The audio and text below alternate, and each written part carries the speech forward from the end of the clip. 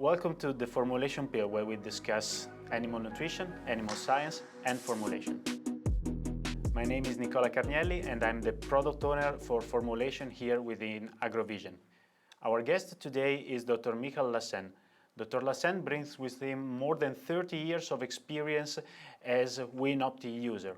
He will discuss with us how he uses WinOpti on a daily basis, which are the key features for him, and how he used those features in order to tackle the challenges that he has in the field in the pet food industry.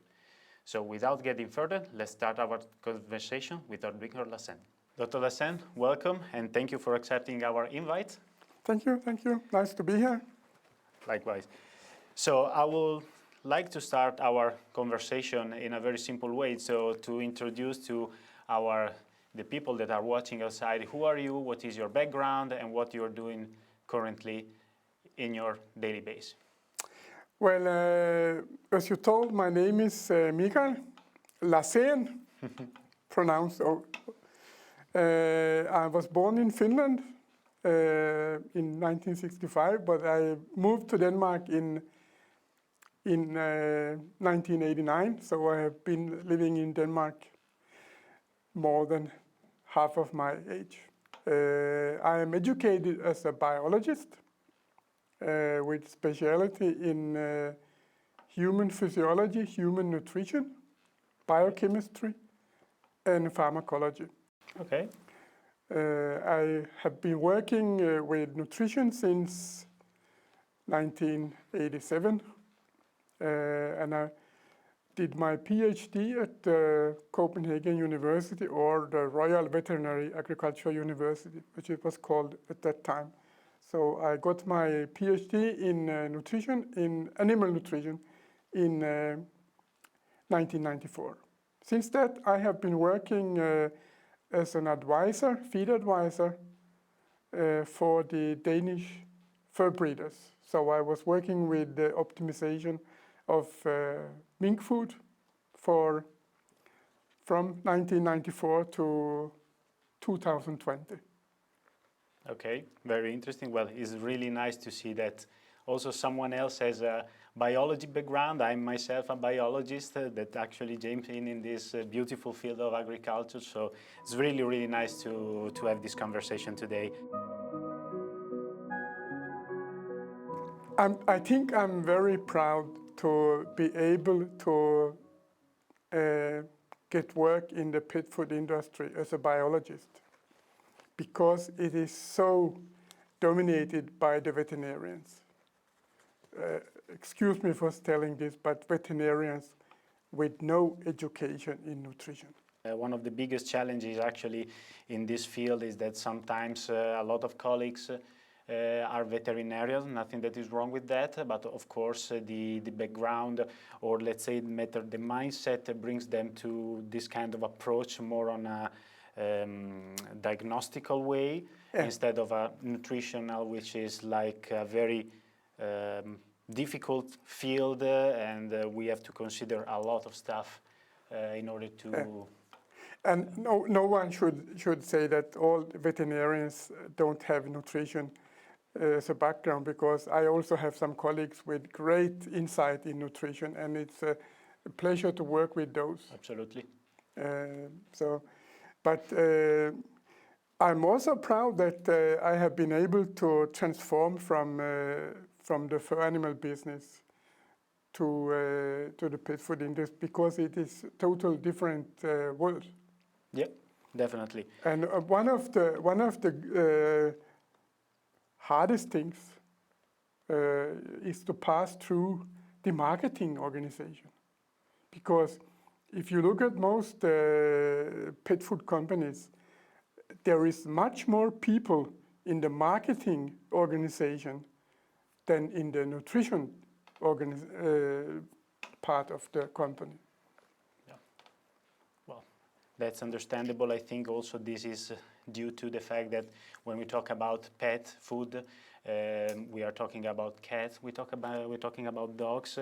So also, let's say, a more effectiveness of the, or better, the attachment that you have to your animals actually brings you in that direction, instead of saying, yeah, let's actually tackle what is the real challenge from the nutritional perspective. So sometimes the marketing can be a little bit overwhelming. But we will come back to the pet food sector because it's definitely also interesting.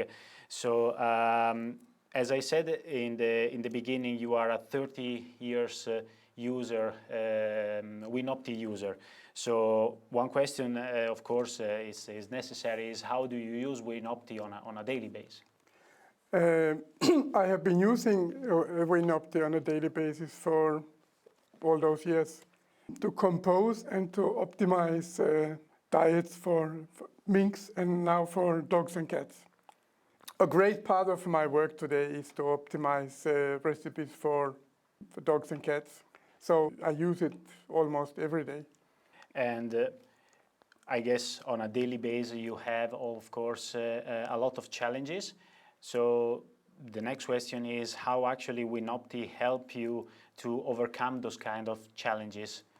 Well, since I have been using it in the mink industry to optimize the nutrients, I am used also now to optimize the nutrients. And you know, today one of the challenges, especially in the field where I'm mostly doing bath recipes, but also dry food and wet food, but mainly bath raw food. And the problem, or not the problem, but one of the biggest challenges is that since agriculture is, especially in the Scandinavian countries, slaughtering is going down. So the byproducts available for the pet food industry is going down.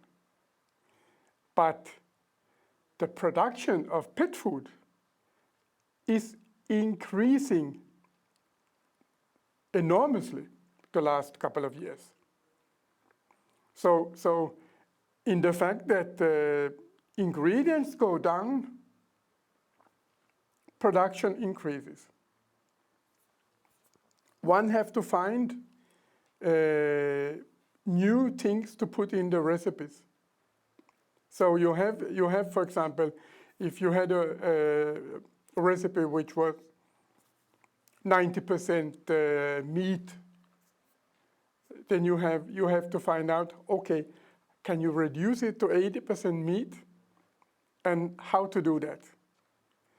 And then WinOpti is excellent tool because you have the possibility to put all the limits for the nutrients, and you can put data for the new materials, and you can see how it fulfills the recipe.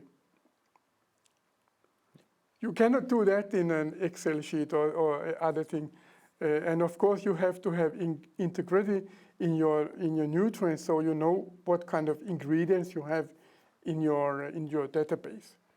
Yeah. So I think we actually touch very quite interesting points with this answer, and so just to wrap up a little bit, so we talk about actual constraint in the formula, we talk about nutrients, and of course some limitation. How can we optimize? So to find the best solution according to a specific problem that presents itself. And I think one of the key words that you mentioned was data. And I think now in the industries, in whatever industry, data is coming always and always and always, let's say, the key part to actually find the key as the key for the success. But of course, when we talk about data, especially about raw materials that we use, of course, the quality of those data needs to be, I would say, excellent. So how do you actually maintain the quality of those data, considering also what you just said, that you can have more different raw materials coming in the market? Well,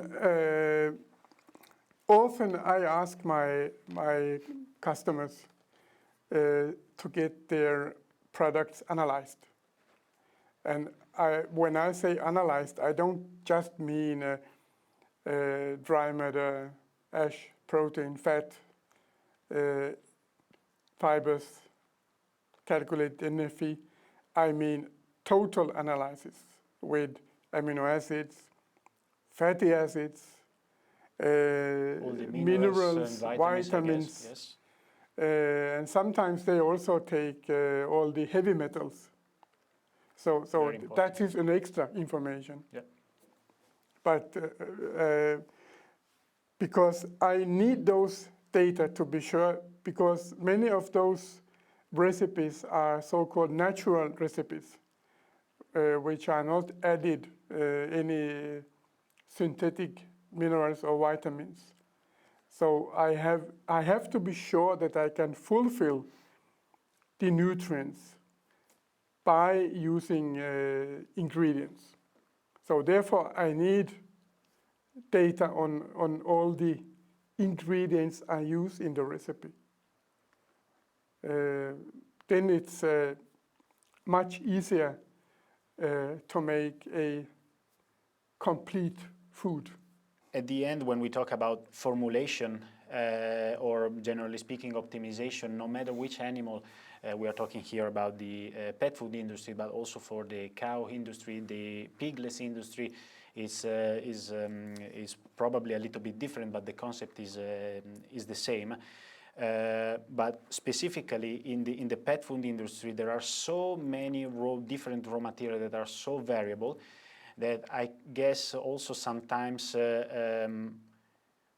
is difficult to quantify some specific parameter, because I think a lot of intrinsic feature of the of, I don't know, a batch of some meat or something like that, sometimes it's difficult to convert that specific feature into a number, just to make sure that the optimization actually consider your input.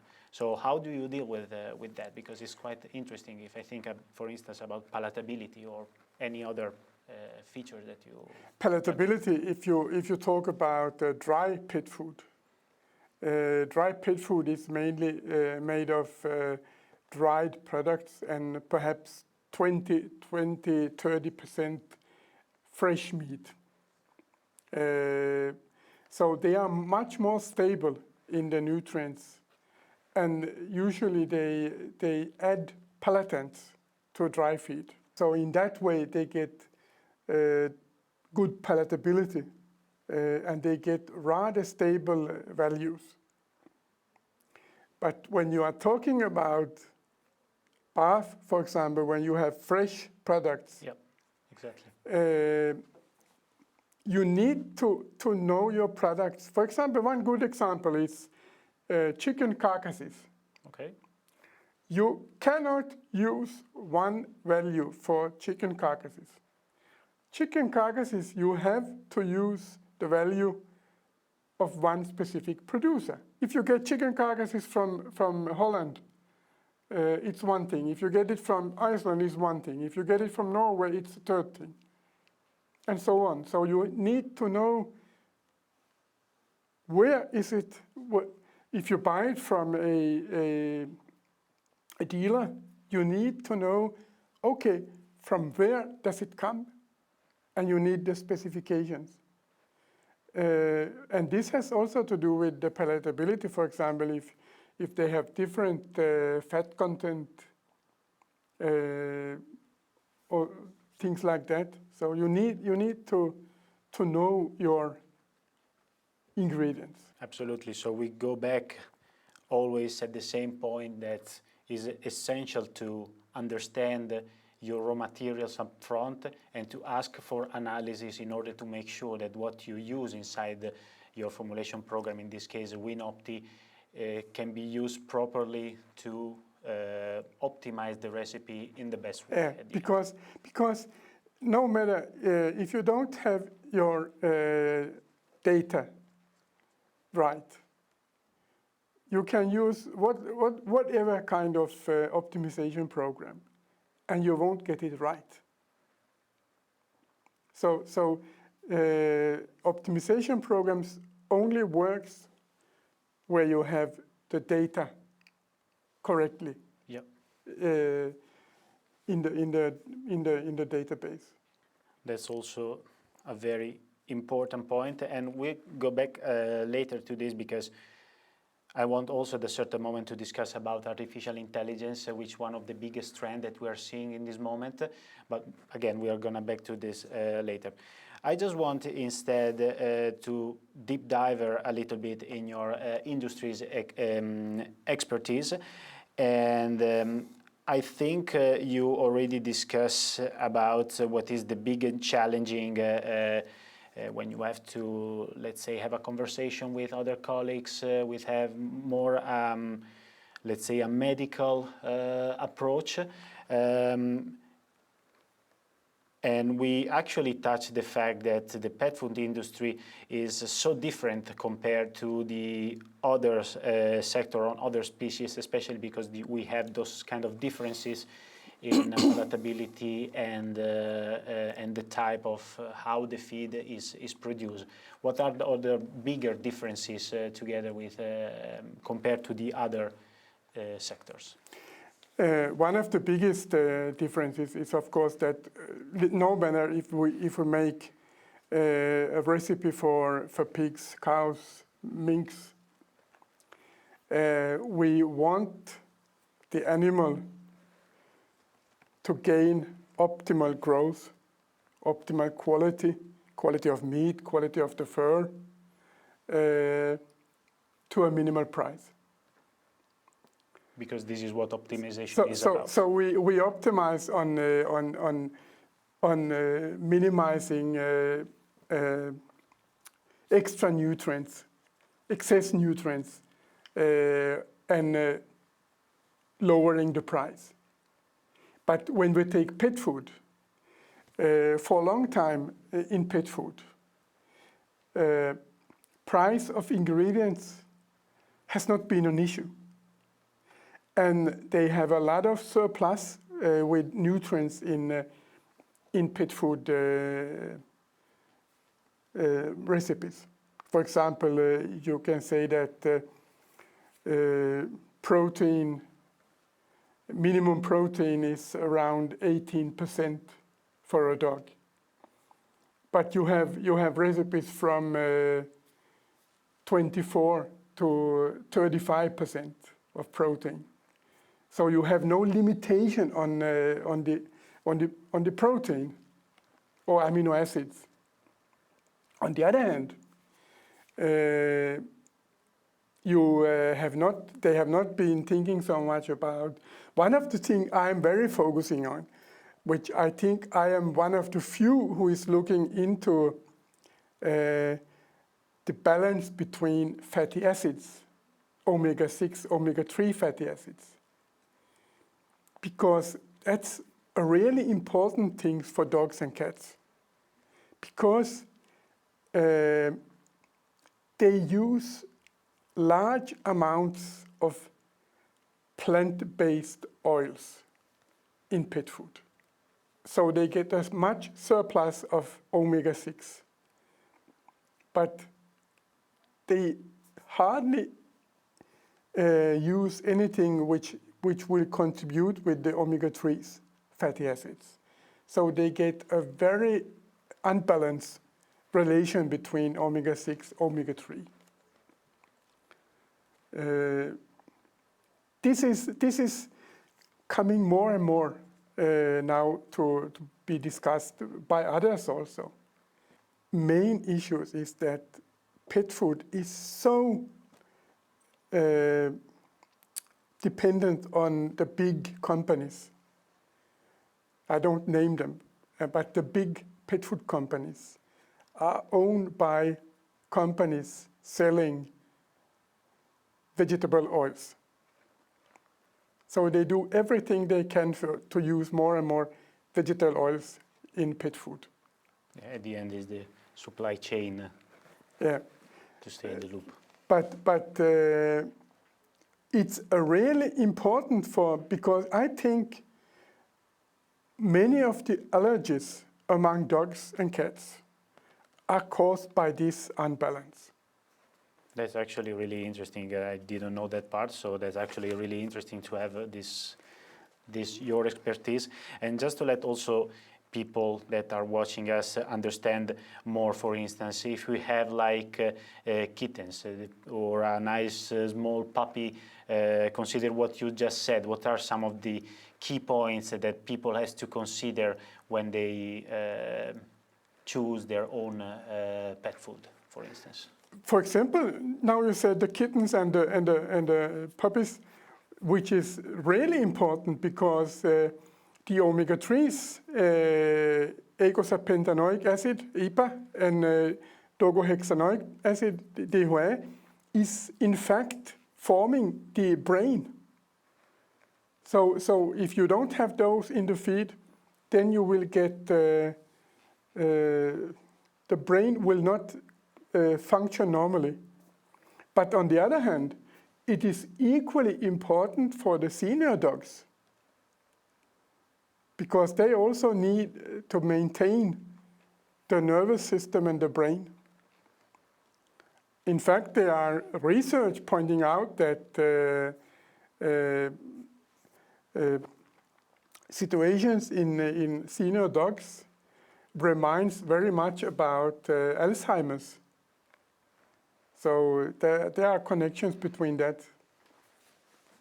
Interesting. It's a little bit like also in the human nutrition, just to make a comparison, that now in this moment we are talking more and more and more and more researches are about the importance just of the omega-3, because you mentioned it on the brain development, on the health of the heart and all the cardiovascular system to reduce the inflammation.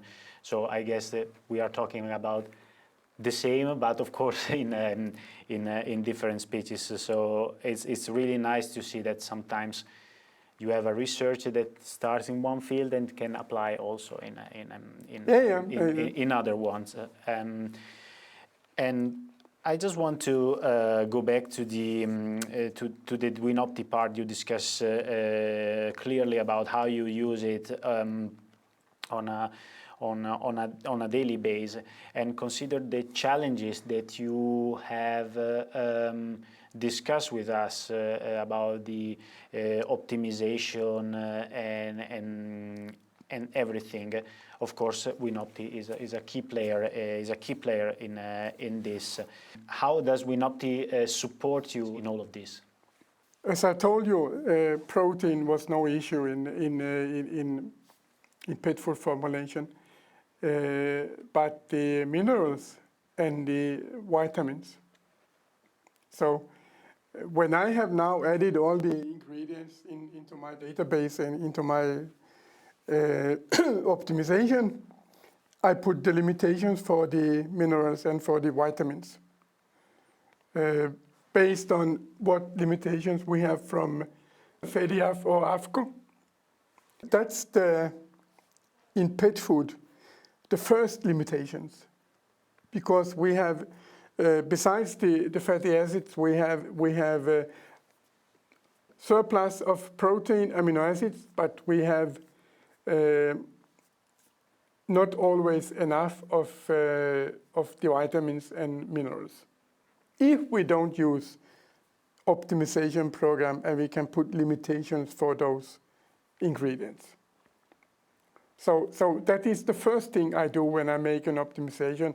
I put the limitations for the minerals, and I learn often what kind of mineral is the one which is the big issue. And of course, it is calcium phosphor to maintain the calcium phosphor balance. Sure. Which is very important in dog food, especially for the growing dog and for puppies and kittens. And I put it on magnesium. I put it on limitation on or maximum on the copper. Yeah. Because sure. if we use a lot of organs, it's big difference if you have an organ. If you have a liver, for example, cow liver. coming from conventional farming, or you have it from organic farming. Organic farming's livers from organic farmed cows has much, much higher copper than from the conventional farming. So they also need to know more about where does your ingredient come from. Yeah.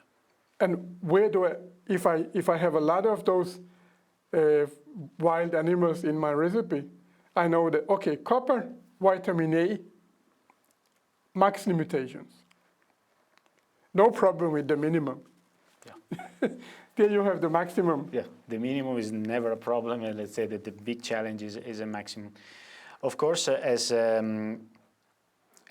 Agrovision, so from our side, of course, we provide WinOpti as a software, as a tool that you can use every single day, but we can also offer support to our customer. So the next question, I think, is quite clear, is what is your experience with the support that you have for WinOpti and your relationship with Agrovision? Well, I have been working with Agrovision now so long time, and for a very long time, Jesper Toft has been a very good support for me. Also in my former work with the mink optimizations, but also with the transforming my program to be able to use it in the pet food. So I have been rather much in contact with Agrovision and Jesper Toft about those. That's great. And when you talk about transform your program, can you be a little bit more specific about that? The transform is that because that is also perhaps one of the biggest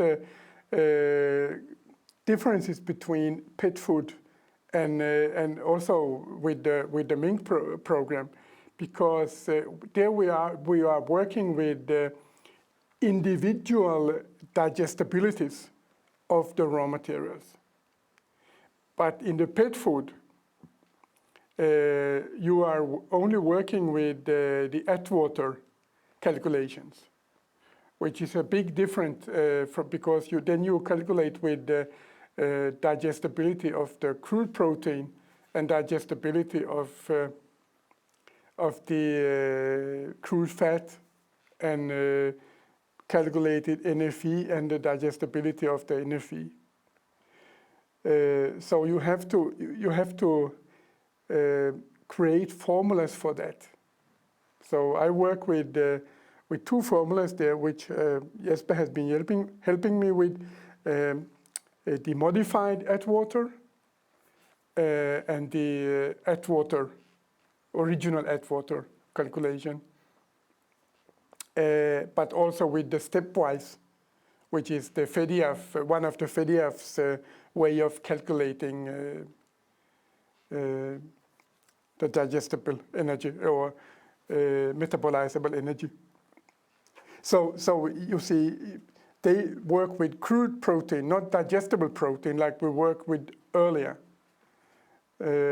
So one of the things with my program, for example, is that it is already ready to be using digestible values of ingredients for pet food, for dogs and cats, when the pet food industry is ready to use those energy values and so on, because it is a very rough calculation of energy. So one should want them to work more about creating a real energy evaluation system for the dogs and cats. Well, also the calculation of the nutrients is quite a very important key, and this is also what we like to do. Having actually the knowledge and the background inside the company is something that we look for in order to help a professional like you to let's say, to fulfill your potential, and this has a good repercussion on your final work. But what Jesper has been helping me with now is just to implement those energy evaluation system they are using now. So not creating a new thing, but it is possible to do it. Well, that's important. That's what we do now. That is what we do, of course. Early, we mentioned also some new technology that is coming out in this moment, and I mentioned, of course, artificial intelligence, but we'll go back to that in a second. Every single market follows a trend, of course. And what is the biggest trend that you are seeing right now, according to your expertise in the pet food industry? Well, the biggest trend now is lightly cooked dog food, which is also being introduced by the really big companies. This is something which small companies has started with, which is now also implemented by the big companies. So that is lightly cooked dog food, but I also think that freeze-dried raw pet food is an upcoming product, which also have big use in the future. Because now I'm a bit colored, but of course raw pet food is the ideal diet for a dog and a cat.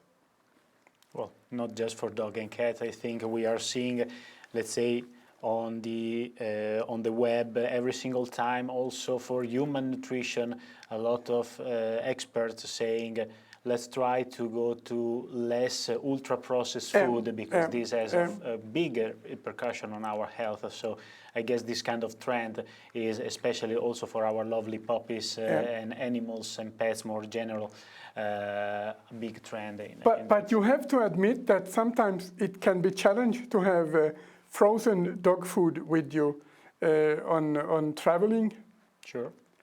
And instead of changing to a dry food on travel on so on, then it's much easier to take with you freeze-dried raw food, which in fact is the same recipe as your frozen, and have the same nutrients and have the same digestibility. So you haven't destroyed any of the nutrients by freeze-drying it.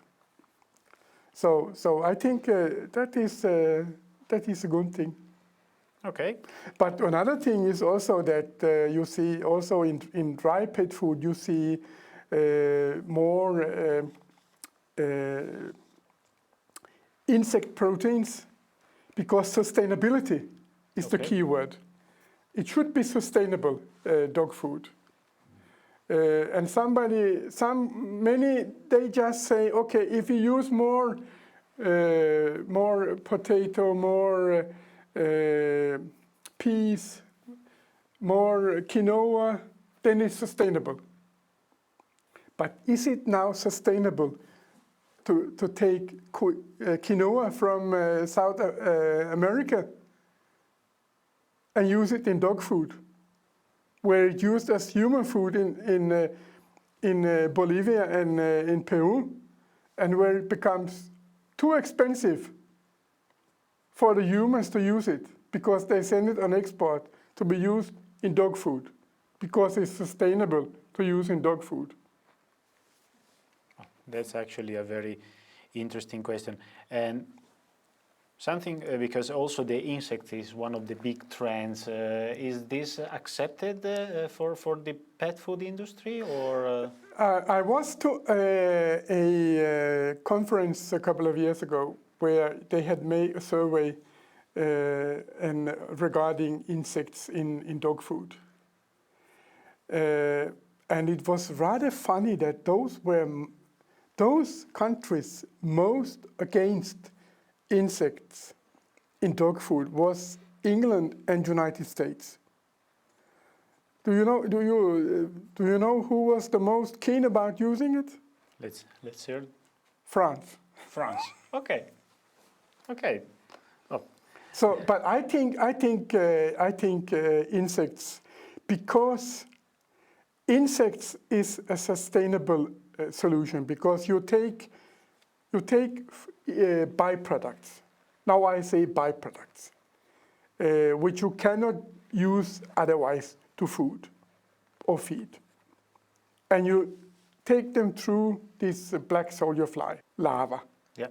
and you produce an excellent protein, and you produce an excellent fat. So you can use it you can also use it to human food. I watched a meeting 2 years ago, and the buffet at the lunch. So they told you, okay, if you turn left, everything is with insects. If you turn right, it's a vegan diet. I turned left. Interesting. But one thing is with the insect products, proteins, for example, for humans. I was still hungry when I left the buffet, even if I took a lot of it, because it is no energy in it. So you have to have some, and if the larva would have been there, I would have been not so hungry. Okay. Because that is very energy dense. So I have cooperation with factories making this larva, and I always tell them that your best product is the mashed product with both the protein and the fat. Because there is more energy in that. More energy, and it's also more tasty. Okay. Because the fat gives the taste. Yeah, definitely. And in terms, of course, of the fatty acid profile that we were mentioning before, considering... the fatty acid profile in black soldier fly larva, it's very high in short-chain fatty acids, lauric acid and so on. So it's very good for the microbiome in the intestine. Yeah. And for the gut-brain axis, because that is one of those who can pass the blood-brain barrier. Yeah. So we discussed about some of the big trends, so different aspects in the form in which you produce and optimize your feed. We talked about also this kind of new ingredients coming up.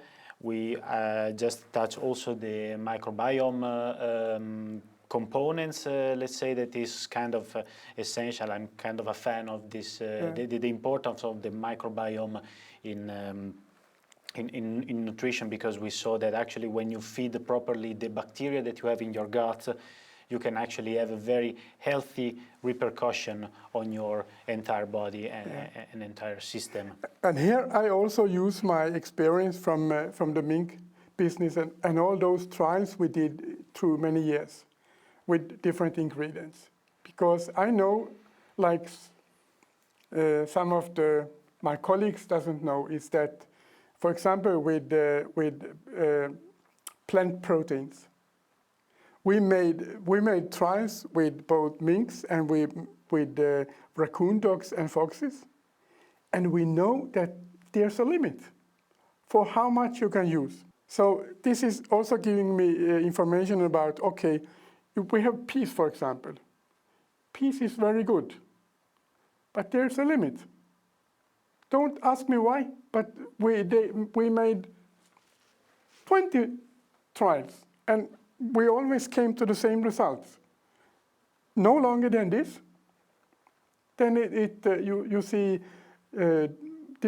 different kind of health issues because we saw it in the fur animals on the skin quality.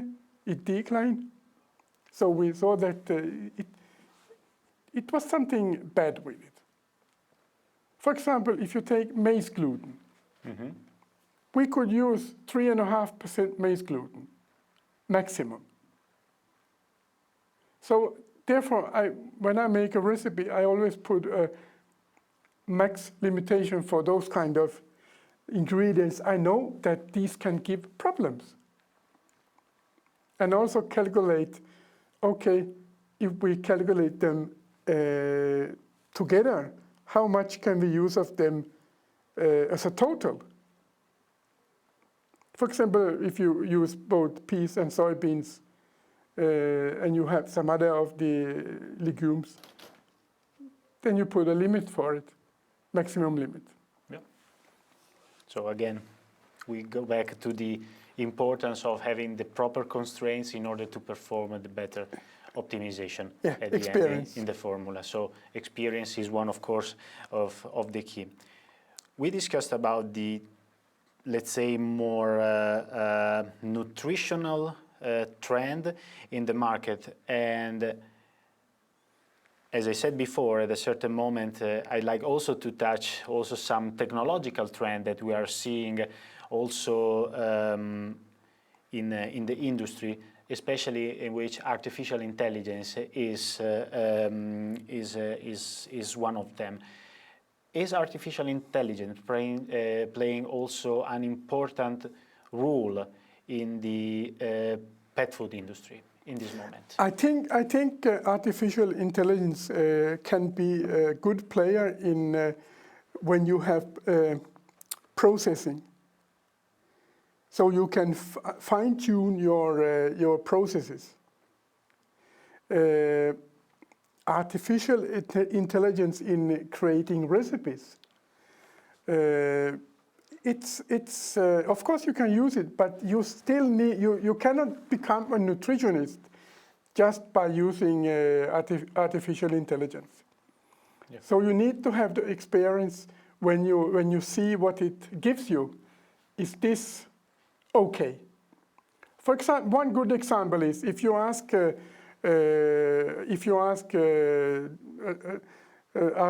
AI about how can I increase magnesium in my food,